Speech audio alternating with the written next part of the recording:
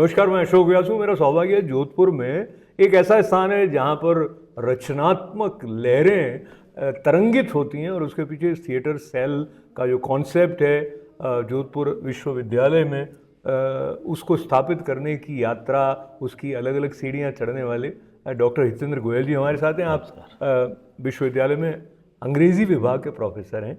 आप स्वयं लेखक भी हैं, नाटक भी आपने लिखे हैं, कविताएं भी आपने लिखी हैं। मुख्य बात यह है कि सृजनशीलता को बढ़ावा देने की तरफ, जिसे हम कहते हैं कि निस्वार्थ भाव से समर्पण जो आपके भीतर है, उसको लेकर मुझे लगता है एक ऊर्जा शहर की अलग तरह से तरंगित हो रही है। कई लोगों को अवसर मिल रहे हैं सीखने सिखाने के।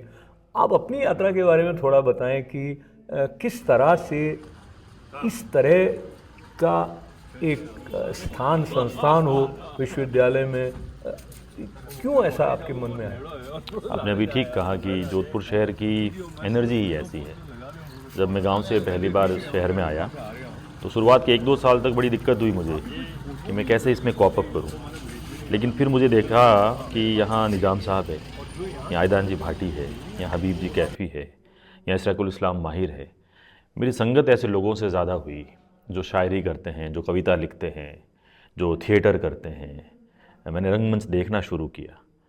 तो यूनिवर्सिटी में नौकरी लगने के बाद ये जो मेरा अनुभव था, मुझे ऐसा लगा कि बच्चों को प्लेटफॉर्म चाहिए। एकेडमिक काम तो होता ही होता है, रिसर्च भी होता है विश्वविद्यालय में। छात्र सेवा मंडल का मैं कल्चरल कोऑर्डिनेटर भी हूँ। हम विश्वविद्यालय से एक टीम लेकर जाते हैं। उस टीम का तो 15-20 दिन का एक प्रैक्टिस होता है। टीम 5 दिन जाकर के परफॉर्म करके वापस आ जाती है, बच्चे अपनी क्लासेस में चले जाते हैं। बहुत सारे स्टूडेंट्स का कहना था कि सर यूनिवर्सिटी में नाटक कैसे सीखें या रंगमंच क्या होगा। तो मैंने कहा मैं करता तो हूँ, क्यों ना वीसी साहब को इसका एक प्रपोज़ल दे दे। तो हमने प्रपोज़ल दिया। वीसी साहब ने इस प्रपोज़ल को बहुत अच्छे से देखा। उससे पहले हमारा एक नाटक भी देखा और बच्चों के लिए ऐसा इस्टेब्लिश हुआ है। 2021 30 जून को पेपर पे आया, जयनारायण व्यास विश्वविद्यालय में थिएटर सेल एस्टेब्लिश किया जाए। वो एक शेर है, मोहब्बत के लिए कुछ खास दिल मखसूस होते हैं। हाँ, ये वो नगमा है जो हर साज पे गाया नहीं जाता। वाह। ऐसे कलाकार में पैदा होते हैं, बनाए नहीं जाते, कुछ के मन में ये रहता है। तो उनको लगता है ये फॉर्मल ट्रेनिंग वगैरह है वो आर्टिस्ट के लिए उतनी आवश्यक नहीं है जितनी कई बार कहीं सुनी जाती है। इसके बारे में आपका अपना क्या नज़रिया? इसके साथ जो मैं दूसरा ट्रैक कह रहा था, अगर इंसान के मन में कुछ करने की वो ठान लेता है तो कर गुजरता है। ये जिस तरह से थिएटर सेल स्टैब्लिश होने की बहुत सारी डिटेल्स में हम नहीं जाएंगे, पर उसके पीछे जो आपका समर्पण या आपका विजन रहा, एक कंसिस्टेंटली आप उसको कमिटेड रहे, वैसा कोई कहीं भी होगा जो करना चाहे वो कर सकता है। मैं इसको एक आशा के झंडे की तरह लेता हूँ आपके थिएटर सेल को जी। तो उस लिहाज से फिर हम इस तरफ आते हैं। आपका अनुभव क्या कहता है, जो फॉर्मल ट्रेनिंग है आर्टिस्ट के लिए वो कितना ज़रूरी है? कुछ आर्टिस्ट होते हैं जो लाइक बॉर्न आर्टिस्ट होते हैं। बचपन से ही हम उन्हें देखते हैं, ऑब्जर्व करते हैं। अपने घरों में बच्चे देखते हैं, बहुत अच्छे से वो एक्सप्रेशन दे रहे हैं, बहुत अच्छे से बोलते हैं, बड़े अच्छे से ना झूठ बोल देते हैं। झूठ ऐसा बोलते हैं कि हमें सब पता ही नहीं चलता है कि झूठ है। But art as a profession अगर आपको फॉलो करना है, इवन स्पीच की भी आर्ट क्यों ना हो, भगवान ने बोलने की कला तो सबको दी है। अगर वो अच्छे से बलाघात पंक्चुएट कर पा रहा है, प्रोजेक्शन दे पा रहा है, अपनी वॉइस के साथ में वो गेम खेल पा रहा है, तो वो इम्पैक्ट जो आता है ऑडियंस के ऊपर वो ट्रेनिंग से ही आएगा। If you are under the training of a good mentor, तो आपको बताया जा सकता है कौन सी किताबें पढ़ी जाए जो सो दैट आपका जो वोकेबलरी इनरिच हो। आपकी वोकेबलरी एनरिच होगी तो थॉट वाइडन होगा, थॉट वाइडन होगा तो आपकी स्पीच इम्पैक्टफुल होगी। वैसे ही अगर अभिनय की बात है, राइटिंग की बात है, डायरेक्शन की बात है, ये टर्म कैची तो बहुत लगते हैं, ये आपको फैसिनेट भी बहुत करेंगे कि क्यों ना मैं जल्दी से एक रील बना लूँ, 2-3 शॉर्ट्स बना लूँ, मैं भी वायरल हो जाऊँ। ये सब हर बच्चा चाहता है। बट क्यों ना अगर ये काम करना ही है तो इसकी एक प्रोफेशनल ट्रेनिंग ली जाए, क्योंकि प्रोफेशनल ट्रेनर्स अवेलेबल है। मैंने ऐसा पाया है जो आर्ट से रिलेटेड ट्रेनर्स होते हैं ना, they are dying to train you. ऐसा नहीं है कि उन्हें पैसा चाहिए, वो खुद भी तो अपनी आर्ट को मांझना चाहते हैं। ये ट्रेनर्स कई बार सेल्फ लेस होकर के भी अपने विल से लोगों को ट्रेन करना चाहते हैं। हमने थिएटर सेल में ऐसा देखा है कि student PG, UG, commerce, science, law, arts किसी भी बैकग्राउंड का है, एक एक टेस्ट के साथ तो आ तो जाता है कि अब मैं थिएटर करूँगा, आने के बाद उसे लगता है अरे यार इसमें तो लाइंस को इस तरीके से बोलना है, खड़ा भी होना है, इसका एक वॉक करने का ग्रामर है, लाइट कैसे लेनी है, ऑडियंस को कैसे मुखातिब होना है, ये सारी बातें, टेक्निकलिटीज़, पॉजेज़ का क्या मतलब है, साइलेंस का क्या मतलब है, ये सारी टेक्निकलिटीज़ तो एक ट्रेनर ही बता पाएगा। और अगर ट्रेनर से ट्रेनिंग लेने के बाद में 6-7 महीने, साल भर, 2 साल, आप अगर कमज़ोर है तो 3 साल, लेकिन 3 साल के बाद भी अगर एक सशक्त अभिनेता बन रहे हैं, आप अच्छे वक्ता बन रहे हैं, इन्फ्लुएंसर बन रहे हैं, बहुत अच्छा सा वॉइस प्रोजेक्शन आपका आ रहा है, आप एक नोन नेम बन पा रहे हैं, आपका इम्पैक्टफुल प्रेजेंस आ रहा है, तो दिस इज़ नॉट हार्म। ये तो अच्छी बात है कि ट्रेनर्स की गाइडेंस में, उनकी अम्ब्रेला के साथ में आप अपनी आर्ट को नर्चर तो कर सकते हैं। And you rightly said, we can not compare with a trained artist with a born artist. हमने बॉलीवुड में या हमारे रंगमंच पे भी देखा है, कुछ लोग एनएसडी जाकर के ट्रेनिंग लेके आते हैं, बहुत अच्छा काम कर रहे हैं। कुछ लोग कभी एनएसडी या एफटीआई नहीं गए, लेकिन वो इक्वली उतना ही बेटर काम कर रहे हैं। वो बेटर काम करने वाले बॉर्न आर्टिस्ट हैं, बट ट्रेनिंग लेने वालों को मैं अपर हैंड मानता हूँ। तो ट्रेनिंग की बात, शिक्षा की बात को लेते हुए आपका अपना जो सृजनशीलता का अनुभव रहा है, उसकी तरफ चलने से पहले मैं ये कहूँ कि व्यावसायिकता का अपना एक स्थान है, नाम का अपना एक स्थान है, पर अगर आपको कोई कार्य करने में पूरा आनंद आता है जी, जो कि कहीं कहीं ऐसा लगता है कि आपने अगर एक नाटक में कोई एक छोटा सा किरदार निभाया है तो ये उसका एक हाई आपको मिल जाता है। इसी प्रकार से लिख कर भी कुछ ऐसा लगता है कि आपके द्वारा कुछ ऐसा प्रकट हुआ है कि आपकी जैसे रोम रोम में एक प्रसन्नता की जो लहर जैसी दौड़ गई हो। आपके लेखन की तारीफ भी मैंने बहुत सुनी है। थोड़ा सा उस तरफ चलते हैं और अलग अलग विधाओं में लिखने वाला जो मन होता है वो कैसे आपके भीतर तय करता है कि ये कविता या ये नाटक या शायद आप कहानियाँ भी लिखते हो तो कहानी को छोड़ देते हैं लेकिन नाटक की तरफ चलते हैं। कविता और नाटक के बीच में क्या पुल आप देखते हैं? बड़े हम्बली कहूँगा कि अभी मैं कोई इतना बड़ा लेखक नहीं हुआ हूँ। मैं कोशिश करता हूँ, पेन को देखता हूँ, खाली पन्नों को देखता हूँ तो कुछ कुलबुलाहट होती है। उसके पीछे मेरा बैकग्राउंड है सर। मैं बहुत ही हम्बल बैकग्राउंड से आता हूँ। एक छोटा सा गांव है मारवाड़ मथानिया, जोधपुर के पास में। लाइक बचपन से लगा कर 12th स्टैंडर्ड तक मैंने वहीं पे पढ़ाई करी। वहाँ की गलियाँ, पेरेंट्स के साथ बिताया हुआ टाइम, दोस्त, राइट, वहाँ के रिश्ते, वहाँ की खुशबू, वहाँ का पेड़, ये बहुत सारी बातें मेरे नॉस्टैल्जिया में हमेशा रहती है। मैं शहर में आया तो मैंने अंग्रेज़ी साहित्य लिया तो टफ था, लेकिन साहित्य पढ़ना मैंने तब शुरू किया, इंग्लिश लिटरेचर। 12th में मेरे राजस्थानी साहित्य था तो मैंने राजस्थानी में कई कविताएं पढ़ी, मुतासिर होता था मैं। कविताओं में एक लय होती थी, मुझे हमेशा ऐसा लगता था कविता पढ़ते हुए मैं ट्रांसपोर्ट हो रहा हूँ कहीं पे। मैं फिजिकली कहीं हूँ लेकिन मुझे ऐसा लगता था कि मैं उस वातावरण में, उस एम्बियंस, इस इथोस में मैं कहीं ट्रेवल करता हूँ। एंड देन जोधपुर में एक ऐसा सांस्कृतिक माहौल है। आप देखें कि रमाकांत जी शर्मा, हबीब कैफ़ी, निज़ाम साहब, हरिदास व्यास, पद्मजा जी शर्मा, ये बहुत लोगों को नाम पता ही नहीं होते। मैं बड़ा खुशकिस्मत रहा कि उनके साथ में बैठने का मुझे मौका मिला, उनको सुना मैंने। बड़े बड़े मुशायरों में मैं गया तो एक रात बैठे बैठे मेरे मन में आया कि मुझे कुछ लिखना चाहिए। और उस समय मैं यंग बहुत था, हालांकि अब भी मैं यंग ही हूँ। I feel my self very young and in comparison with the students to whom I teach. वो दौर लगभग मान लीजिए 21-22 साल का था। मैं यूथ फेस्टिवल गया था, मेरा एक मित्र बना शहजादा सलीम। वहाँ मैंने 4 पंक्तियाँ लिखी सर, प्रेम को समर्पित पंक्तियाँ हैं। इरशाद। तो मैंने वो लिखा था कि घर अपना किसी और के साथ बसा होगी खबर है मुझे, घर अपना किसी और के साथ बसा होगी खबर है मुझे, आशियाना तुम अपना मेरे घर के सामने बसाना वादा करो, और घर में जब भी पानी की कमी होगी तुम्हारे आँखों से मेरे मांगने आओगी तुम वादा करो, और उम्र में तुमसे बड़े हैं तो मरेंगे भी तुमसे पहले, फूल गुलाब का कब्र पे चढ़ाने आओगी तुम वादा करो, और गोयल तेरी जुल्फ़ों को देख न सका तो क्या, मेरी मैयत पीने लहराने आओगी तुम वादा करो। ये 2003 में कुछ ऐसा सृजन शुरू किया था और ये बिल्कुल कहता ना यंग लड़के की जैसा सृजन था। फिर एक लंबा गैप था, पीजी हो गया, नेट हो गया। पहले मेरी कविताओं की जो पुस्तक आई उसका टाइटल है सर फ्रेगमेंटेड फ्यूरी। उसमें ही, हाँ यस, इंग्लिश पोइट्री इनकॉर्पोरेशन है उसमें। माँ पे कविता है, पेड़ पे है, सैंड ड्यून्स पे है, प्रेम पे है, फ्रस्ट्रेशन पे है, एंग्जाइटी पर है, घर पे है, रिश्तों को लेकर है, पुलवामा अटैक को लेकर है, वातायन को लेकर है, ईश्वर को लेकर है, खोज क्या होती है, मैं क्या हूँ, एग्जिस्टेंशियल फिलॉसफी को लेकर है, मतलब बहुत सारी चीज़ों को लेकर कंपाइल करके कविताओं की पुस्तक लिखी, जो 2017 में उसका इजरा हुआ और वो साया हुई, लोगों को पसंद भी आई।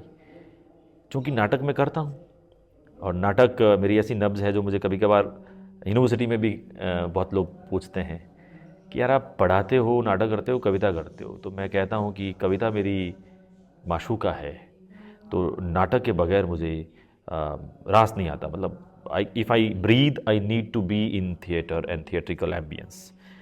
तो नाटक एक कहानी से शुरू होता है सर, एक ऐसा कोई विचार, एक ऐसा कोई अनुभव जो कहीं आपके मन में है लेकिन आपने कभी एक्सप्रेस नहीं किया किसी के सामने, तो उसको लिखते हुए मैंने ऐसा फील किया। अभी मैंने एक नाटक लिखा सर, राजस्थान संगीत नाटक अकादमी का पूर्णाकार नाट्य लेखन प्रतियोगिता हुई। ये पहली मर्तबा था कि राजस्थान संगीत नाटक अकादमी ने ऐसा काम किया और 38 पूर्णाकार नाट्य लेख आए। उन 38 का बहुत अच्छे से इवेल्युएशन होने के बाद में फर्स्ट 4 में मेरे नाटक वेलकम स्वागत है को चुना गया and I was very happy at that time.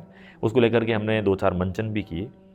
तो एक लेखक या एक क्रिएटर या आप ये कह सकते हैं कि एक ऐसा इंसान जो कहीं न कहीं मुझे मतलब कुलबुलाहट सी होती रहती है, अगर मैं सो रहा हूँ और मेरे मन में अगर बात है, कोई थॉट है, if I have not written it on the pages I would not get sleep.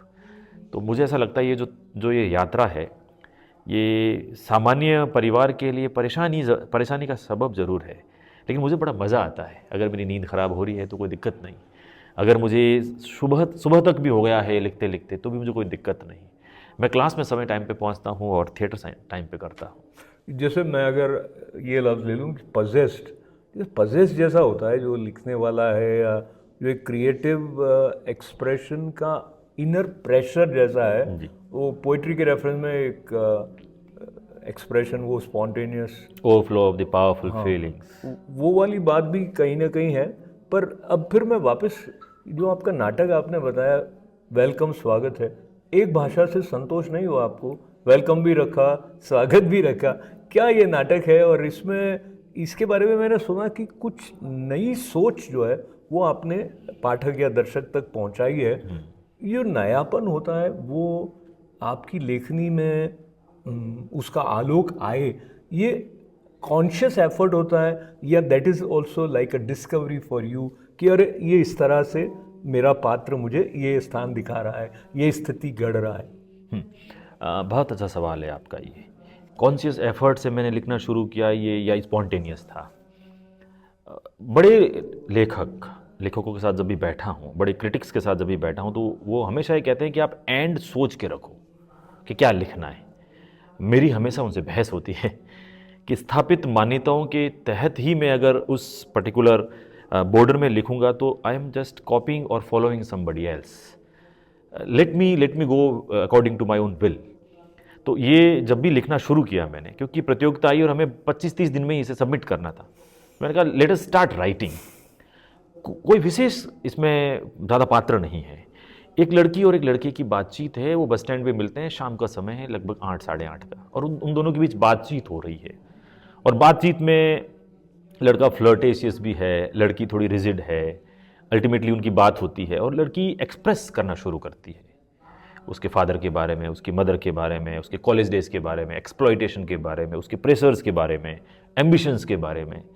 उन सारी बातों को सुन के लड़का थोड़ा लाइक करना शुरू कर देता है। फिर लड़की से बात पता चलती है कि लड़की is already in love with somebody else.